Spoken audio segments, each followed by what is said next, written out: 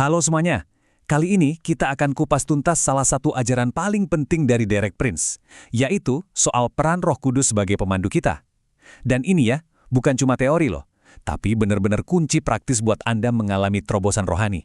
Pernah nggak sih Anda ngerasa kayak, udah coba segalanya, udah ikutin semua aturan, tapi kok rasanya stuck di situ-situ aja secara rohani, nggak maju-maju? Nah, rasa frustrasi ini tuh umum banget loh, tapi kabar baiknya ada jalan keluar yang seringkali kita nggak sadari. Nah, untuk ngerti solusinya, Derek Prince itu ngejelasin ternyata ada dua jalan yang beda banget buat kita bisa hidup bener di hadapan Tuhan. Dan tahu bedanya dua jalan ini, itu langkah pertama yang krusial banget. Poin utamanya ini nih, dua jalan ini tuh nggak bisa dicampur aduk. Derek Prince melihat banyak banget orang percaya yang tanpa sadar ya, mencoba hidup dengan satu kaki di jalan usaha sendiri dan satu kaki lagi di jalan kasih karunia. Hasilnya apa? Yaitu tadi, hidup rohani yang frustrasi dan rasanya nggak ada kuasanya sama sekali. Coba deh kita lihat bedanya. Beda banget. Di satu sisi ada hukum Taurat. Ini tuh ya sederet aturan yang harus kita taati. Semuanya berdasarkan usaha kita sendiri. Ujung-ujungnya jadi beban.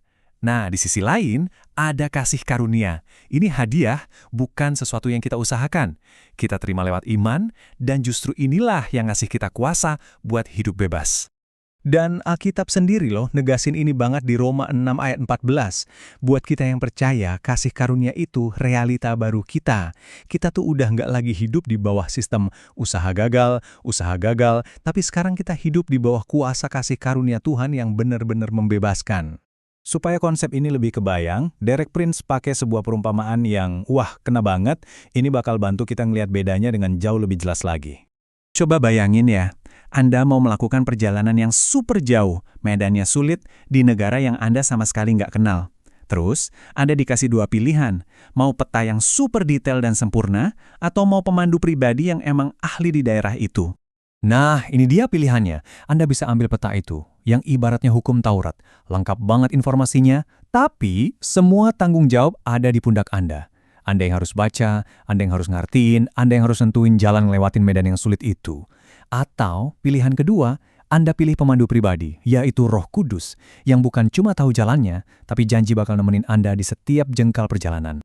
Di dalam perumpamaan Derek Prince ini, si pengelana yang ngerasa bisa sendiri ini akhirnya milih peta. Awalnya sih lancar-lancar aja, tapi gak lama, dia nyasar di tengah hutan. Gelap, hujan, wah kacau. Akhirnya, dalam keputusasaan, dia sadar, gawat, aku butuh pemandu itu. Dan di sini nih, puncaknya, pas si pengelana akhirnya nyerahin petanya, sang pemandu ngomong sesuatu yang ngubah segalanya. Aku nggak butuh peta itu, akulah yang membuatnya. Wow! Jadi, Roh Kudus itu bukan cuma asisten perjalanan kita, teman-teman. Dia itu arsitek dari seluruh rencana Tuhan buat hidup kita. Terus, artinya apa nih buat kita sehari-hari kalau kita milih sang pemandu? Artinya, ini mengubah total cara kita hidup. Dari yang tadinya berjuang terus-terusan, jadi berserah dengan penuh percaya. Derek Prince sendiri ngalamin, terobosan rohani itu datangnya bukan dari berusaha lebih giat lagi, tapi justru dari berserah. Dan berserah di sini bukan berarti pasrah nggak ngapa-ngapain ya. Ini tindakan aktif, di mana kita mindahin kepercayaan kita dari kemampuan diri sendiri ke kemampuan Roh Kudus yang kerja di dalam kita. Cukup bilang, Roh Kudus, ambil alih. Yesus sendiri ngasih analogi yang indah banget soal ini, yaitu tentang pokok anggur dan ranting-rantingnya. Coba pikir, ranting itu kan nggak berjuang mati-matian buat ngeluarin buah kan? Buah itu muncul begitu aja, secara alami, karena dia nempel sama pokok anggurnya. Kalau kita pakai gambaran itu, perannya gini, Bapak itu pengusaha kebun anggurnya, yang ngerawat kita. Yesus itu pokok anggurnya, sumber hidup kita. Nah, Roh Kudus itu ibarat getahnya, sari kehidupan yang ngalir dari pokok anggur ke kita, si ranting-ranting ini. Makanya buahnya bisa muncul alami. Jadi buah itu bukan hasil jerih payah kita, tapi buah roh. Oke, yang terakhir, Derek Prince nunjukin satu kisah nyata dari Alkitab yang jadi ilustrasi sempurna tentang gimana rasanya percaya sama pemandu kita. Ini ada di Kejadian pasal 24. Kisah Ribka sama hambanya Abraham, ini bukan cuma cerita kuno loh. Menurut Derek Prince, ini tuh gambaran yang hidup banget tentang perjalanan iman kita semua. Yuk kita lihat artinya. Coba kita lihat peran masing-masing tokoh ya.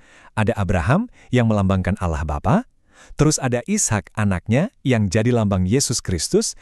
Nah, ada hamba yang nggak disebut namanya, ini melambangkan Roh Kudus. Dan Ribka, si calon mempelai, itu melambangkan kita, orang percaya. Coba bayangin deh keputusan Ribka ini, bener-bener radikal.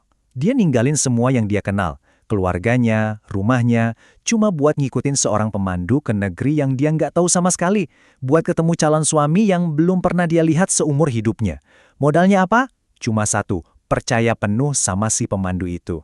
Kisah Ribka ini ya, kisah kita juga. Kita kan belum pernah lihat surga, kita juga belum pernah ketemu Yesus langsung muka dengan muka. Tapi kita punya pemandi yang sempurna, yaitu Roh Kudus. Dia kenal Bapa, dia kenal Anak dengan sangat dekat. Dia tahu jalannya, dan kita bisa 100% percaya sama dia buat bawa kita sampai tujuan akhir. Jadi, sekarang pertanyaannya balik ke kita masing-masing.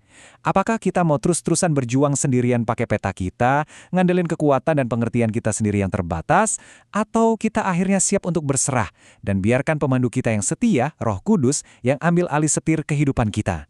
Terima kasih sudah menyimak ulasan ajaran dari Derek Prince ini. Semoga ini jadi inspirasi buat kita semua ya, untuk makin bergantung sama pimpinan Roh Kudus di setiap langkah hidup kita.